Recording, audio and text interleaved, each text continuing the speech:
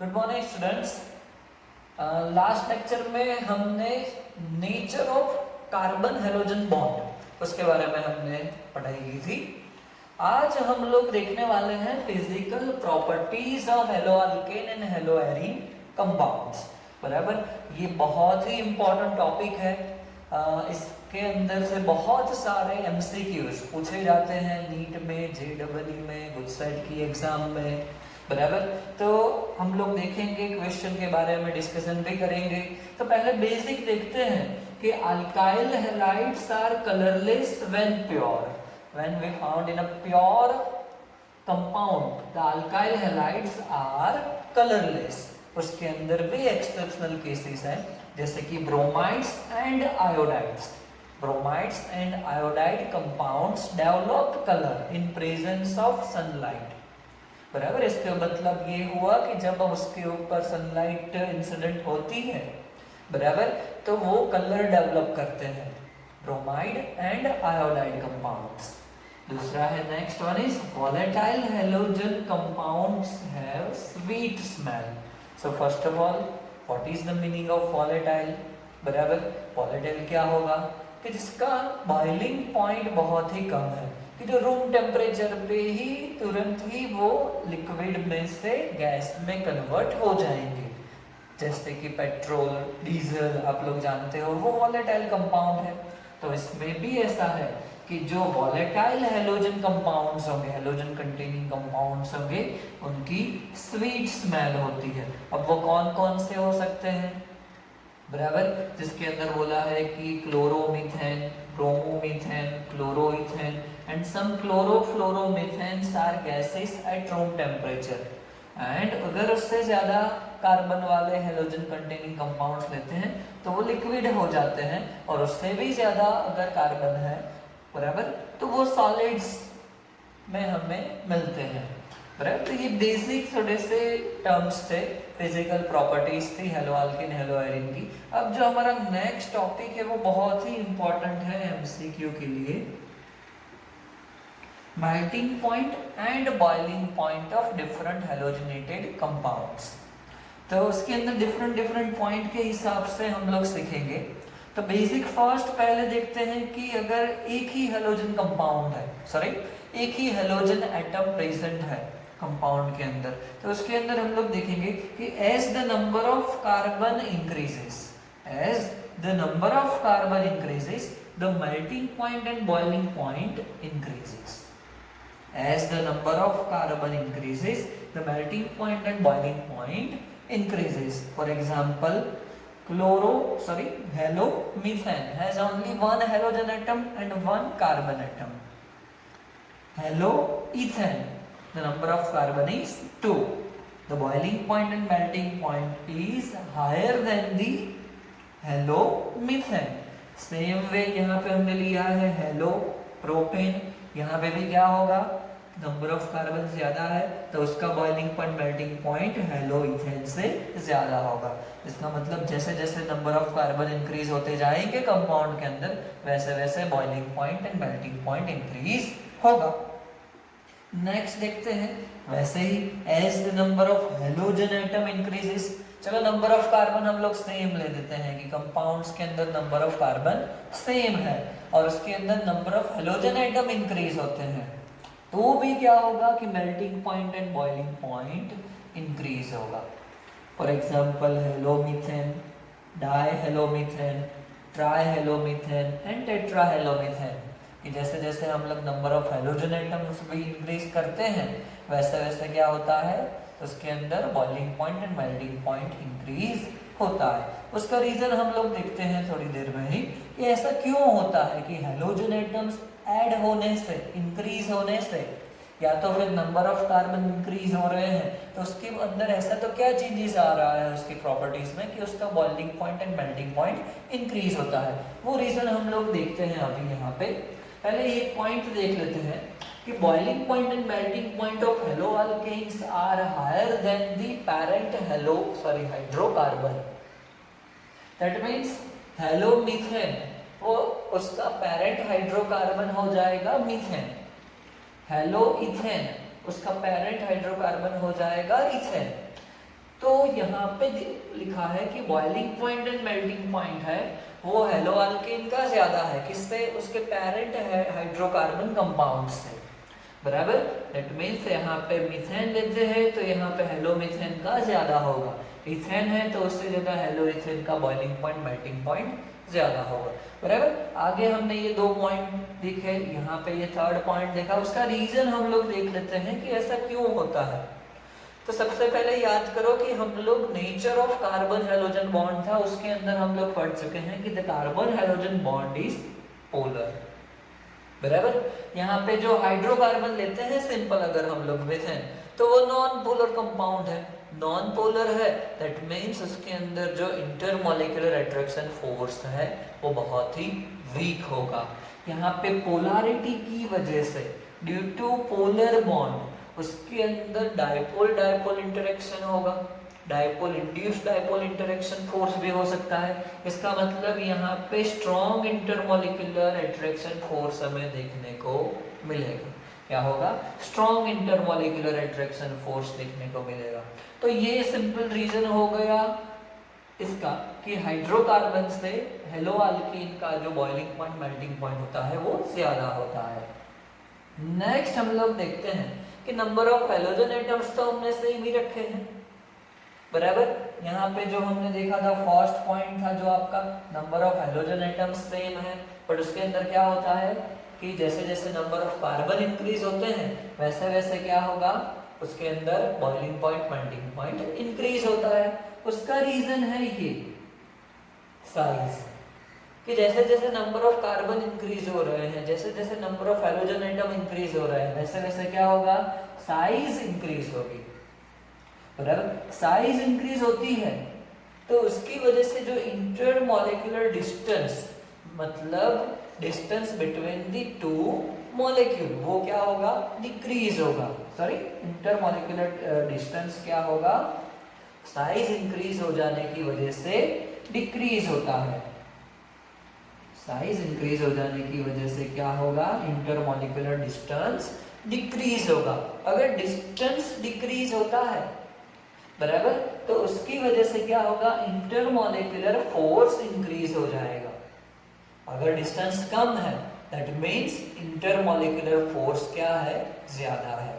Intermolecular force के अंदर यही आ जाएंगे डायपोल डायपोल, या तो फिर इसके अंदर बहुत ही इंपॉर्टेंट एक जो फोर्स है वो है van der Waals attraction force.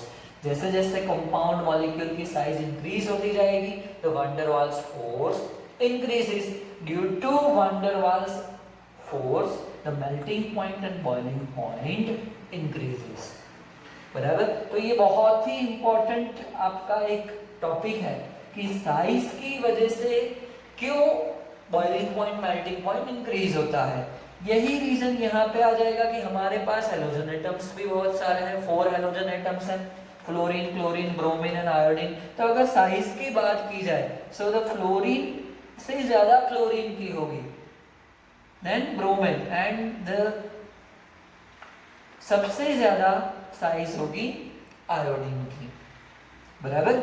और यहाँ पे हम लोग एक कंपाउंड दूसरा एक पॉइंट बना देते हैं कि नंबर ऑफ कार्बन सेम रखते हैं बट हैलोजन एटम्स चेंज कर देते हैं। एक बार फ्लोरीन के साथ बनाया, एक बार क्लोरीन के साथ, देन ब्रोमीन एंड आयोडीन। यहाँ पे R मतलब अल्काइल ग्रुप जो आप लोग जानते हो, तो यहाँ पे RF RCl alkyl bromide and alkyl iodide. तो सबसे ज्यादा बॉइलिंग पॉइंट मेल्टिंग पॉइंट होगा आयोडाइड कंपाउंड्स का। क्यों? क्योंकि हमने यहाँ पे रीजन आपको समझाया कि जैसे जैसे साइज इंक्रीज होगा आयोडाइन का, जैसे जैसे हम फ्लोरीन से आयोडीन तक जाएंगे the size increases, due to this intermolecular distance decreases and the intermolecular force like van der Waals force increases, and finally the boiling point and melting point increases. Okay, so ये हमारे topics हो गए simple halogenated compounds के बारे में। Next हम लोग देखते हैं कि आइसोमर्स आपको दिए हैं। तो सबसे पहले what is isomer, 11th standard में आप लोग पढ़ चुके हो हाइड्रोकार्बन के पहले चैप्टर में कि what is isomer. Simple definition यहाँ पे देख लेते हैं कि molecular formula is same but structural formula is different. Molecular formula same होगा बट स्ट्रक्चरल फॉर्मूला डिफरेंट होगा, तो उसको हम बोलेंगे एक दूसरे के आइसोमर। तो यहाँ पे अगर मॉलिक्यूलर फॉर्मूला सेम है हेलो अल्किन कंपाउंड्स के अंदर, तो उसके अंदर हम लोग आइसोमर स्ट्रक्चरल 3 आइसोमर पॉसिबल हो सकते हैं। कौन कौन से? एक होगा primary halo alkene, secondary hello alkene and tertiary hello alkene. Primary halo alkene, secondary and tertiary hello alkene compounds, बराबर। तो उसके अंदर एग्जांपल हम लोग देख लेते हैं। तो एग्जांपल के अंदर देखो कि hello propane, it is an primary halo alkene compound. 2 hello propane, वो सेकेंडरी है। तो प्राइमरी का सबसे ज्यादा होगा। यहाँ पे अगर हम लोग देखना चाहेंगे तो प्राइमरी हेलो अल्किन है, उसका बॉइलिंग पॉइंट, मेल्टिंग पॉइंट सबसे ज्यादा होगा, then secondary and then tertiary, बराबर। यहाँ पे भी दूसरा एक एग्जांपल लिखा है halo butane, it is in primary, 2 halo butane and 2 halo 2 methyl propane, बराबर। तो प्राइमरी, सेकेंडरी एंड टर्शरी। तो प्राइमरी का बॉइलिंग पॉइंट, मेल्टिंग पॉइंट सबसे ज्यादा होगा, then secondary and then tertiary. The reason is the same. जैसे जैसे हम लोग primary, secondary and tertiary halo alkane में जाते हैं, वैसे वैसे क्या होता है, साइज डिक्रीज होता है। प्राइमरी हेलो अल्किन होगा, उसका साइज सेम होगा, बराबर। बट हमें कंपेयर किसको करना है? आइसोमर्स को। दैट मींस मॉलिक्यूलर फॉर्मूला उसका सेम होना चाहिए, इसमें मिस्टेक आपकी नहीं होनी चाहिए, बराबर। यहाँ पे मॉलिक्यूलर फॉर्मूला सभी का सेम है। उसके अंदर अगर हम प्राइमरी, सेकेंडरी या टर्शरी बनाते हैं तो फिर प्राइमरी का साइज सबसे ज्यादा होगा, सेकेंडरी का उससे कम होगा और टर्शरी का सबसे कम होगा। तो साइज डिक्रीज होगा, that means the intermolecular distance increase होगा। इंटरमॉलिक्यूलर डिस्टेंस इंक्रीज होता है तो इंटरमॉलिक्यूलर अट्रैक्शन फोर्स क्या होगा? वो भी कम हो जाएगा। इंटरमॉलिक्यूलर फोर्स कम हुआ, that means boiling point and melting point decrease होगा। सो हमने यहाँ पे देखा कि प्राइमरी हेलो अल्किन, उसका बॉइलिंग पॉइंट, मेल्टिंग पॉइंट सबसे ज्यादा होगा, then secondary and then tertiary. तो यहाँ तक हमने बात की है हेलो अल्कीन कंपाउंड्स की। हेलो एरीन में भी वैसा ही होगा कि जैसे जैसे हम लोग यहाँ पे फॉर एग्जांपल लेते हैं, ER का मतलब हो जाएगा एरोमेटिक एराइल ग्रुप, मतलब जनरली हम लोग लेते हैं फिनाइल ग्रुप मतलब बेंजीन। AR फ्लोरीन मतलब फ्लोरोबेंजीन लिया है, उससे ज्यादा होगा क्लोरोबेंजीन का बॉइलिंग पॉइंट, मेल्टिंग पॉइंट, उससे ज्यादा होगा ब्रोमोबेंजीन एंड सबसे ज्यादा होगा आयोडोबेंजीन का, बराबर। तो उसके अंदर भी अगर हम लोग आइसोमेरिक डाइक्लोरोबेंजीन ले रहे हैं, बॉइलिंग पॉइंट की बात कर रहे हैं अभी हम लोग कि isomeric dichlorobenzene, that means 1,2 dichlorobenzene, उसको हम ऑर्थो बोलेंगे, एक दूसरे की ऑर्थो पोजीशन पे है। 1,4 डाइक्लोरोबेंजीन, उसको हम पैरा बोलेंगे क्योंकि वो एक दूसरे की पैरा पोजीशन पे है। And 1,3 dichlorobenzene, it is a Meta compound, बराबर। तो उसके अंदर अगर हम लोग देखते हैं तो जो ऑर्थो डाइक्लोरोबेंजीन है उसका बॉइलिंग पॉइंट सबसे ज्यादा है, then para and then meta, मतलब इतना भी ज्यादा नहीं है, ऑलमोस्ट नियरली सेम है इन सब के, बराबर। बट उसके अंदर भी अगर हमें डिस्टिंग्विश करना है तो ऑर्थो का सबसे ज्यादा होगा, then para and then meta. वही चीज अगर हम लोग मेल्टिंग पॉइंट में देखते हैं, ये क्या है? Boiling point, that means liquid से गैस में कन्वर्ट करना है, एंड मेल्टिंग पॉइंट मतलब लिक्विड, सॉरी सॉलिड में से लिक्विड में कन्वर्ट करना है, बराबर। तो फिर मेल्टिंग पॉइंट में देखते हैं तो यहाँ पे पैरा का क्या है? कम है ऑर्थो से, बट मेल्टिंग पॉइंट में थोड़ा सा स्लाइटली चेंज हो जाएगा कि पैरा जो है उसका बॉयल मेल्टिंग पॉइंट सबसे ज्यादा होगा, then ortho and then meta. यहाँ पे डिफरेंस भी बहुत ज्यादा है पैरा एंड ऑर्थो में। ऐसा क्यों है? Due to its symmetrical lattice structure. यहाँ पे अगर हम लोग देखते हैं तो ये जो हमारा पैरा कंपाउंड है, यहाँ पे देख सकते हो कि कंपाउंड क्या है? सिमेट्रिकल है। सिमेट्रिकल होने की वजह से जो उसका स्ट्रक्चर होता है वो भी सिमेट्रिकल बनता है। Due to this there is a strong intermolecular attraction force और उसकी वजह से उसका मेल्टिंग पॉइंट ज़्यादा होगा, बराबर। तो फिर यहाँ पे आपको ये भी याद रखना है, एमसीक्यू के लिए स्पेसिफिक टेक्स्ट बुक में दिया है, तो फिर एमसीक्यू में भी डायरेक्टली ये क्वेश्चन पूछ सकते हैं इसके अंदर से, ठीक है। The next property is density of haloalkane compounds. तो डेंसिटी आप लोग जानते हो, it is a ratio of mass and volume, बराबर, वो तो आपको पता ही है, बराबर। यहाँ पे हम लोग देखते हैं कि जैसे जैसे नंबर ऑफ कार्बन इंक्रीज होते हैं, नंबर ऑफ कार्बन इंक्रीज होते हैं, पहले यहाँ पे लिख देते हैं कि mass bar volume, okay. Mass directly proportional में है, वॉल्यूम इनवर्सली प्रोपोर्शनल में है। As the number of carbon increases, या तो फिर यहाँ पे देख लेते हैं कि as the number of halogen increases, तो उसकी वजह से डेंसिटी इंक्रीज होती है। एक्चुअली रीजन क्या है, मास इंक्रीज होता है, तो फिर यहाँ पे हम लोग लिख सकते हैं मॉलिक्यूलर मास इंक्रीज होता है, जिसका भी मॉलिक्यूलर मास ज्यादा होगा उसकी डेंसिटी ज्यादा होगी, ओके। ये हर एक एलिमेंट के लिए हम लोग ऐसा नहीं बोल सकते, बराबर। ये स्पेसिफिक हम लोग लिख रहे हैं हेलोअल्केन कंपाउंड्स के लिए कि हेलोअल्केन कंपाउंड्स जितने भी है उसके अंदर जैसे जैसे मॉलिक्यूलर मास इंक्रीज होगा वैसे वैसे डेंसिटी इंक्रीज होगी। फॉर एग्जांपल यहाँ पे देखते हैं हेलो मीथेन, उससे ज़्यादा होगा हेलो इथेन, उससे ज़्यादा होगा हेलो प्रोपेन, बराबर। नंबर ऑफ कार्बन इंक्रीज हुए। सेम वे यहाँ पे हेलो मीथेन था, die hello methane, try hello methane, tetra hello methane, number of halogen atom increase हुए। और यहाँ पे हमने देख लिया है कि डिफरेंट हेलोजन एटम्स ले लिए, fluoro compound, chloro, bromo and iodo, बराबर। तो उसके अंदर आयोडीन का एटॉमिक मास सबसे ज्यादा है, that means the molecular mass of iodomethane is higher than the fluoromethane, chloromethane and bromomethane, तो फिर उसका डेंसिटी सबसे ज्यादा होगा, बराबर। बहुत ही सिंपल टॉपिक है कि नंबर ऑफ कार्बन इंक्रीज होते हैं, number of halogen atoms increase होते हैं और ultimately we can say molecular mass increase होता है, तो फिर डेंसिटी इंक्रीज होगा, ओके। चलो नेक्स्ट टॉपिक इज सॉल्युबिलिटी। तो ऑर्गेनिक के ऑलमोस्ट हर एक चैप्टर में ये जो पोर्शन है melting point, boiling point and solubility आएगा कि वाटर के अंदर सॉल्युबल है, ऑर्गेनिक सॉल्वेंट्स में सॉल्युबल है, नॉन पोलर कंपाउंड्स के अंदर सॉल्युबल है कि नहीं है, बराबर। ऐसा टॉपिक आएगा और 11th में भी हम लोग पढ़ चुके हैं the polar compounds are soluble in polar solvent and non polar compounds are soluble in non polar solvent. पर ऐसा क्यों होता है, क्यों polar compound non polar compound के अंदर डिसॉल्व नहीं हो सकता, या तो फिर non polar compound polar solvent के अंदर क्यों डिसॉल्व नहीं हो सकता, बराबर। उसका रीजन हम लोग यहाँ पे सीखेंगे।